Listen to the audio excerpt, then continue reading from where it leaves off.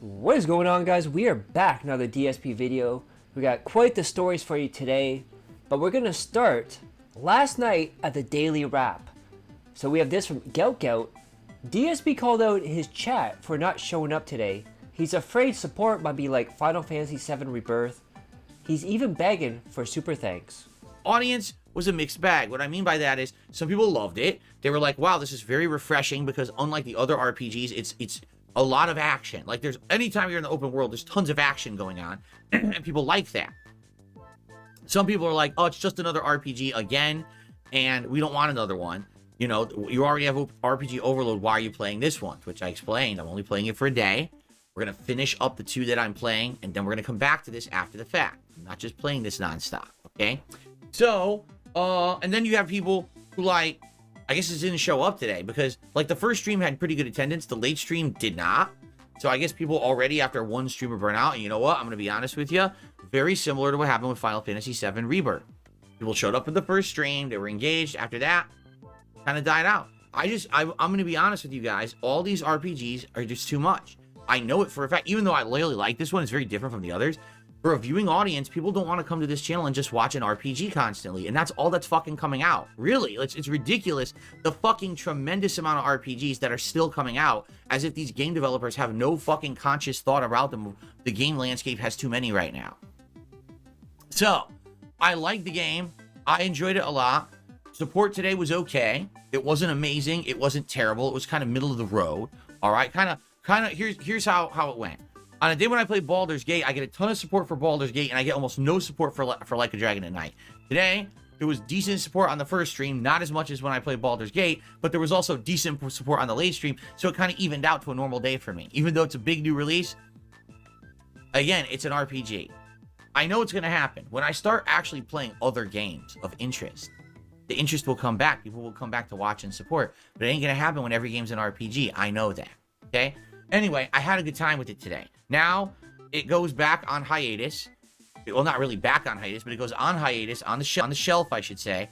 As of this week, the rest of this week, we're pushing to finish Baldur's Gate 3 and Like a Dragon. Once they're done, then we can go full force into other games. And I'm kind of thinking it'll likely be some Dragon's Dogma alternated with something else, possibly Alone in the Dark, which seems like a horror game that would be right up my alley, and a lot of people are actually enjoying it now. So maybe I'll alternate those on the day, and then the night streams would be like Final Fantasy VII, and maybe co-op with my wife in the playthrough of Beyond Two Souls that we're going to be doing too. So that could be some good variety there, and I think that might work.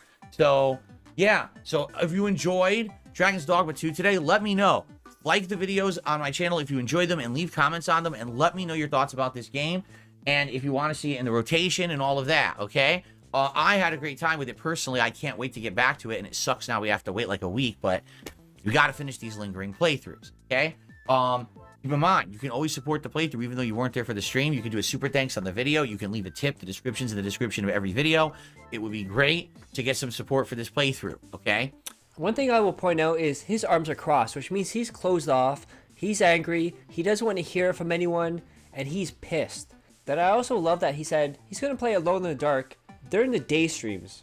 See, I'm not a mature adult with a business degree, but it would make more sense to me to play the horror game on the night stream. That's just my 2 cents right there. I also love that he said it's only RPGs coming out right now, even though Alone in the Dark just came out. Plus, he has a whole Game Pass list he can go through. He also has PlayStation Plus, remember. Just keep in mind, last year, when Mortal Kombat came out, he bought a year's worth of PlayStation Plus, so he's got that whole section there he could play from. But no, he wants the RPGs. I like how he says he's being forced to finish them. No one's forcing you, Phil. You're choosing to do that because you think because Baldur's Gate 3 has a whale that supports it, the other RPGs are going to have a whale that supports it. And it's not true. And once BG3 dries up, the money will dry up, Phil. If you look at every game that's debuted so far in 2024, Like a Dragon, Star Wars, Final Fantasy VII, you look at Dragon's Dogma, they've all bombed within 1 or 2 streams. Get ready, Phil, because that's the new normal for you. Then I always love this too. So he always shits on Nintendo. Talking about how it's kids and they don't innovate and they need to do better because it's the same thing over and over and over. And some parts of that, I do agree with him. Like, look at Pokemon. It's the same game over and over. And if you look at the last game, the quality was definitely not there. I believe the one made by Game Freaks. And then a game like Power World comes out and shows Pokemon how to actually make a good modern game. However, you can't shit all over Nintendo, saying they're greedy, saying that they're horrible, demand better, and then have hype new releases and wonder why no one's watching your stuff for Nintendo, no one's supporting Nintendo stuff. You condition your audience, Phil, to hate Nintendo and everything Nintendo related. So today he went on a huge rant where he called the Nintendo Switch a kid's toy and said that Nintendo only makes children's toys and that fanboys are the ones that defend Nintendo. Sarah has tipped me $1. Says, why are you so hard on Switch games like Tears of the Kingdom for being 30 frames per second and not having fantastic performance, but give Dragon's Dogma a free pass or softball them for their performance shortcomings? That's not the case at all. What am I saying? I'm saying the one negative about Dragon's Dogma is the frame rate, correct?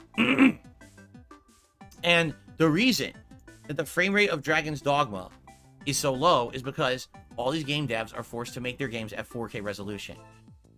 Sarah, Tears of the Kingdom does not run at 4K resolution. It runs on the Switch, which is a child's toy.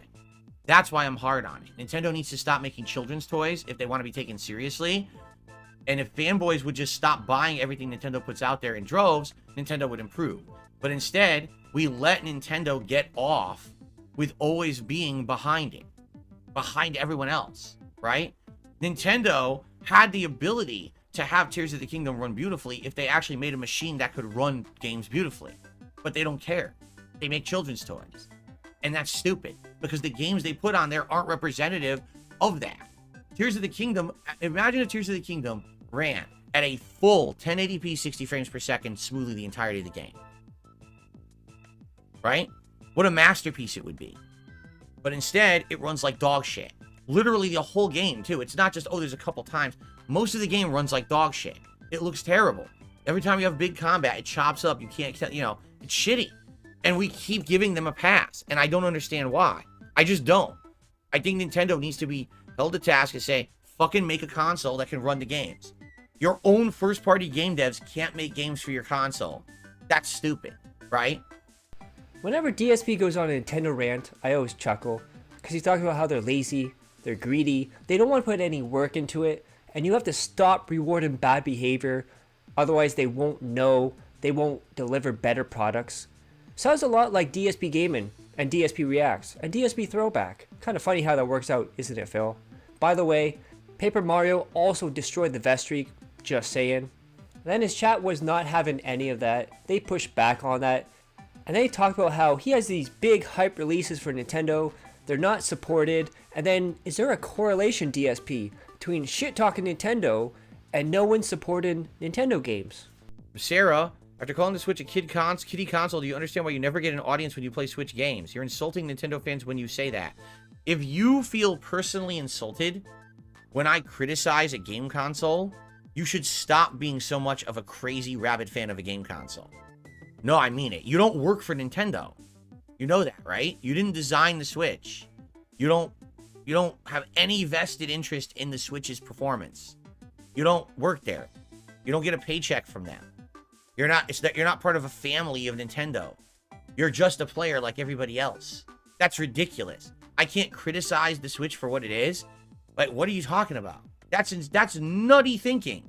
I can't call it a kid's toy because it is. It literally is designed for gimmicks to try to sell to a more mass audience, i.e. children, as opposed to being a serious device to play high-end games on. That's why their own first-party devs can't make their games run well on it because of the hardware limitations. It's more about style and gimmick than function. And it always has been. Every Nintendo console has been like that since the 90s. It's a track record. This is just facts. If you're upset by facts, stop being that much of a dedicated fan of something. Take a step back, take a deep breath, understand you are not Nintendo. And you need to stop taking offense. You know? That's ridiculous. I can't believe you would even say that. Right? That's ridiculous. Absolutely ridiculous. So people won't watch me play Nintendo games because I fairly criticize the console. Oh, okay. I guess what I should do is just say that it's the best console ever, kiss its butt, and then I'll get a few views on my Mario Wonder playthrough, right? Like, that's ridiculous. Come on, man.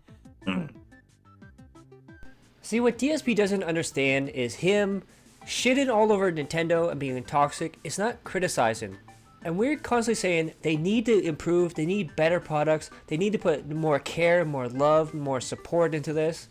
And then they put out the same games year after year after year, and you put them on your channel and play them and go, guys, it's the hype new release, it's new Mario, it's the new Sonic, all these new games.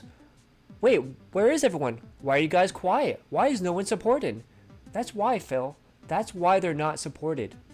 Then we have Theo here. DSP during the Mario Wonder playthrough hated his audience for saying Mario is for kids. Now he's yelling at the top of his lungs, Nintendo makes kid games. This double standard is insane. Then we have Innocent Orphan. Dude tells for years that Nintendo sucks, Switch sucks, they took his ad revenues back and they'll never forgive him for that. Then his dents don't show up for Nintendo game streams and he's confused why. You curated them this way, Mr. Content Curator. And then DSP decided to ban someone when they brought up his history of comparing people's death to his own on-screen struggles, such as his game saves after Kobe Bryant died. No, Slinty, that's not true, but the fact that you even asked that stupid question earned you a nice ban in the chat. So there you go. Today's just a bad day. Kobe Bryant passes away in a tragic helicopter crash. My saves get corrupted and deleted from friggin' nights. What else could happen? I'm insensitive? How am I insensitive? What? I'm upset because horrible things are happening today. Obviously, Kobe Bryant passing away is way more horrible than me losing my game save. This is people being stupid. Let's equate someone's death to Phil losing his game save. I never said that, you fucking idiot, but you know, that's what morons will do. Make shit up, put shit into my mouth. That'll be the headline on the video on YouTube today. Phil equates Kobe's passing with his game save corrupting. Fuck off, piece of shit. Suck my ass. Suck a turd right out of my butt. How about that? It's just like piling shit on shit. You know? You hear something awful, okay, let's play a game to forget about it. Oh, look, the game's fucked up too. Crash Bandicoot cheered. He says, it's almost the 1-year anniversary of Kobe Bryant's death. Looking back in hindsight, do you regret what you said that day last year? In fairness, it is a learning curve, and I understand why people got disgruntled. Please don't get angry. Just came up as a memory. No, because I didn't say anything bad. I made factual observations. I said, in one day, here's the shitty things that happened. And I just listed them like a laundry list. I never ranked them. I just literally said, in one day, here's the shitty things that have happened. But people made it out to be like I was saying they were equivalent when I never were. So if you're one of those people, you're a fucking brain-dead, mouth-drooling piece of garbage who likes to create drama where it doesn't exist, and you can go fuck yourself. We went on that day on that stream to honor Kobe Bryant's memory by talking about him and his great achievements as a basketball player and as a human, and how sad it was that he was lost as well as his daughter. It was horrible, absolutely fucking horrible. And it is a loss that in a year a lot of us have still not gotten over. All right, so if you're one of those people who literally just tries to make shit up to cause drama, you can go fuck yourself. Seriously, sit and spin, you piece of human garbage. Then he went on to complain that he can't play Stellar Blade because his audience is too immature and they would make sexual comments all the time. Of course, we know it's because his wife won't allow him to play games with sexy women in it, or women at all, basically. So we have this from Poem's Future. Majority of my viewership is adults around my age, so between 30 and 40, I believe he said. If I play that game, Stellar Blade, I won't be able to control my chat because of the sexualized content. Nintendo is made for children. My audience always asks me to play Nintendo games. And he was also talking about Nier Automata being sexualized and how it was okay because it had a fourth wall breaking storyline. Then Poems adds on to that, Phil can't play Stellar Blade because 99% of his audience can't help themselves from making comments while he plays, and he can't have that level of stuff on his content because it's not who he is anymore. The developer even said it's purposefully sexualized. He got Maze Bay at the bottom. I'm pretty sure there's one member of his audience who knows wouldn't be able to contain his Kumin. Yeah, Vidya guy. So he's admitting his fans are Coomer losers? Then DSP went on to say, this isn't just my hobby and I can't have my entire business slapped in the face by that shit. Of course he was referring to sexy ladies in Stellar Blade getting attention from his viewers. And DSP likened Stellar Blade to Bayonetta, but says the later was okay because he played it offline, therefore it didn't get sexualized comments. Which Poem Future says, yes it did, Phil. They came from you. And Theo at the bottom, why is he afraid of his audience acting immature? He told us his audience are a bunch of adults. Huh? And then DSP went on to say that it looks good, he just can't play it, it's the dev's fault, and his viewers' fault. And guys, it's coming up. DSP's Birthday Bash 2024 as he names it. And he has said, there's 2 weeks left to figure out what he's actually doing for his birthday stream, so you now have 2 weeks to tell him what to do. That's right, he wants his audience to tell him what to do on his birthday and how to give him more money. And also remember too, his anniversary is around his birthday as well. And last year, they supposedly forgot about their anniversary. They were out doing errands and then they discovered, oh, today's my anniversary. Oh well, we're not going to do anything. But then he went on to celebrate his birthday on stream with DERICH and Jade and Slayer. So we got this here. Remember, his anniversary is like 4 days after his birthday and he forgets about it. But he needs a cake specifically baked by his wife, which is probably going to be bought at a grocery store. Steve of the bed. Remember that he had to be reminded by his chat that it was his anniversary. Then DSP went on to say that we're going to eat together on my birthday. But I'm not going to tell you what food we're going to eat. You can eat whatever you want. But I'm going to pick something out, order it, I'm going to eat it on camera in front of you. DSP can't tell you ahead of time what he will be eating on his event if you want to get food for yourself to eat along with him, because it wouldn't be exciting that way. He also announced that he wants to do a tier maker event on his birthday event. He also wants to look at the upcoming games for the year and do a segment to decide which games the Dens want him to play and which ones they will support and give him money for and possibly gift. Now this is not a new segment as well, because he's done this on his Christmas event and his Super Bowl event, where he took up an hour to look ahead at things and see what games he wanted. By the way, he did this in February as well for his Super Bowl event. So, Phil, if you already looked ahead, see what games you wanted, why are you doing it again in April? And then DSP decided to talk about DSP Throwback. He's going to do more events, more commentary on top of his old commentary where he laughs at his commentary, says he's changed, but then repeats the jokes. And of course, he's pushing memberships on there, super thanks, super chats. And we have this here, how DSP Throwback started. I just want ads enabled. Now has ads, now has memberships, now does live streams, now asks for tips on it. And also he talked about his next React event. DSP is forcing another retro React on the Throwback channel directly after he's done Heavy Rain. Remember when this channel wasn't about making money or gonna have new content? Then I've noticed what Phil is doing. So all the videos that are on the Dark Side Phil channel that are not monetized, he's having his team look at those, put them through AI, steal other people's cutscenes, put them together, and put them on a monetized channel so he can make money off the old Dark Side Phil channel videos. Lazy. We have Gout here. Next DSP Throwback playthrough is Fallout 3. Those 100 people on that channel are going to be so excited. And someone brought up that new, I think it's a documentary, where they talk about all the Nickelodeon stuff that happened with people being sexualized and taken advantage and preyed on. And DSP said, well, I don't know any of those shows, so it wouldn't matter to me, and that I know nothing about the event, so why would I watch it? But the whole point, Phil, is to watch the movie or documentary so you know what happened. That's the whole point of watching a documentary, Phil. So you have the knowledge of what happened. And even if it wasn't the shows that you watched growing up, you said in the past you've watched a lot of Nickelodeon. And it's a weird statement that you say, I don't know any of those shows when it's about sexualization and people being preyed on, so you'll only watch that stuff if it's from your childhood about people possibly being preyed on. That's a really weird thing to say, Phil. Then, of course, DSP has to be the person defending microtransactions in Dragon's Dogma 2. Now I took a look at some of them. Some of them were like optional, whatever. Some of them are very predatory.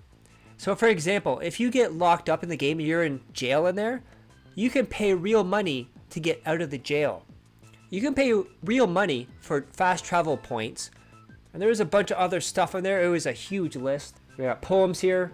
People not liking and complaining about the addition of microtransaction in a single player game are creating a false controversy. That's what DSP said. And we have Mr. Views. Phil has no issue with microtransactions and time savers in single player games. Shocker. Remember, this is the same guy who spent over $200,000 on a Candy Crush WWE skinned mobile game, which is very predatory in its nature. You level up, you get energy, you get special moves, all for in real life money. And also keep in mind, Kat and Phil are both playing mobile games in that household. So his $200,000 plus whatever she's spending, and keep in mind as well, WWE Champions is the only one we know for sure he's playing right now, besides Street Fighter, mobile game, but we can't really track that. Who knows what other games both of them are playing right now, so it's possible. He could be up to like 220,000, 230,000 with both of them combined together. Then he went on a huge rant about people forcing him to finish the RPG games. Forcing him to play the new RPG games.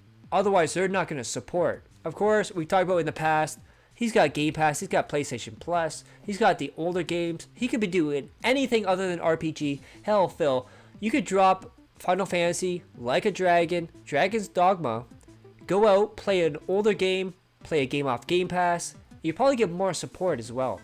So we got this from Poems Future. DSP is hurting his business to please a whale or two. Remember this? This is counter-narrative to everything he has ever said about running his channel or what he owes his viewers. Anyone is forcing you to do so. That's completely false. I hate to tell you this. That's completely false. All right? Everyone who likes Baldur's Gate 3 wants to see me finish it. They're not like, oh, you did good, just stop playing it. That's bullshit. Especially, I got people who are actually like, they're a little upset that I'm making a push to finish it the way I am. They're like, we wish that you would just keep playing it casually for like another 2 months. And I'm like, I can't do that. I can't have a game that freaking goes 6 months. It's insane. I'm not exaggerating when I'm telling you guys. It's hurting my business badly now. It was a difference when it was like, okay, you know, for 1 month it got a feature and a lot of people liked it. No, the on-demand videos are barely getting any views whatsoever. Okay, that's just reality. Go look at them if you don't believe me. They're getting almost 0 views. It's like 100 to 200 views after a few days is not enough to support a channel that's supposed to be a business. Okay, the streams do well when it comes to a select group who come in and support them, but even then, I'm not getting high viewership on the streams. You know what I'm saying? Basically, because I've sunk so much time into this game, the only thing keeping afloat is the fact that there are a few people who are very generous during each stream that I play it. If they didn't come by and didn't continue to be that generous, this playthrough would be dead in the water and I would be really hurting right now. All right, I'm not kidding. This kind of game doesn't work for my business or my strategy of content creation. It does not work. It doesn't fit. I'm a variety content creator. I can't play the same game for 6 months straight. Like, I love how DSP says this is hurting his business. So DSP, you continuing to play the RPGs is actively hurting your business. Your words, not mine. So that means you're making a conscious effort to actually hurt your own business yourself. So when you say the Argentina bombs are hurting your business, or all the RPG overload is hurting your business, that is a straight up lie because it's you, Phil. You are the one hurting your business. You see this problem. You know this is the issue that's ruining your business according to you, and you continuously continue to do it. There's no one to blame, Phil, other than yourself. So we got poems here. Playing BG3 for so long ruined his channel, but playing Skyrim and Oblivion for just as many hours apiece didn't, because they are casualized RPGs. Yes, this is his actual reasoning. And we got Sunspot at the bottom. Too many RPGs. Gave up an RPG to play an RPG. So this thought came from the very intelligent brain of Philip Burnell. DSP says he doesn't know if he's nearsighted, but can't see in extreme distances. Then he went on about how nobody plays in 4K, and because his experience is the word of God to him, nobody plays games at 4K since Steam stats, only 34% of people do. 1, you're trying to prove an argument about consoles with a PC platform. 2, 66% of households have a 4K TV. And 3, Steam numbers also include mobile, VR, and hybrid devices. Open platform versus closed. And DSP had another dream. Remember when he had the dream to clear his name and all that fun stuff? Well, he has a new one today. And this is just for you, Steve of the Bed. We get a new dream from DSP. This time he forgot to make a cake for his birthday. I had a dream that my wife and I forgot and didn't make a birthday cake. And so I didn't have a cake to have on the stream. And everyone was so disappointed. They were like, you didn't have any birthday cake for your birthday? And I was like, yeah, we forgot it was my birthday. Even though, how would that make sense? Because I'm planning a birthday marathon. Sometimes I have some weird dreams. Okay? Anyway, yes, my wife is making me a birthday cake this year. To me, this subconsciously says he's bad at his job and he doesn't want to disappoint people. As much of a huge ego that he has, he also has a frail ego and he doesn't want to look weak. He doesn't want to look unprofessional. We all know he is, but that's just his subconscious coming out. And then he started yelling at BG3 devs with their writing and their storytelling and their philosophy. So DSP made a choice in the game and he thought it was the right choice and that their story was wrong, their philosophy was wrong, and they don't know how to write. So I put this out. DSP is yelling at devs of BG3 for wrong writing and how he made the right choice, but they fucked up the story and writing. The chat pushes back to say DSP is wrong, then he yells at them saying they don't know what they're talking about. And of course he went on to say they need to go back to school, they need to learn about philosophy. Then chat pushed back again and he said, well, you know, nobody can be wrong in philosophy, they could be right, I could be right. There's no wrong answer, and he flip-flopped, a little preview of his political show. So hope you guys like that. Click that like, share the video, leave a comment below, hit subscribe my other channels on the details of the end cards. And as always, hope you're all safe, healthy, and happy. I love each and every one of you. Peace and love.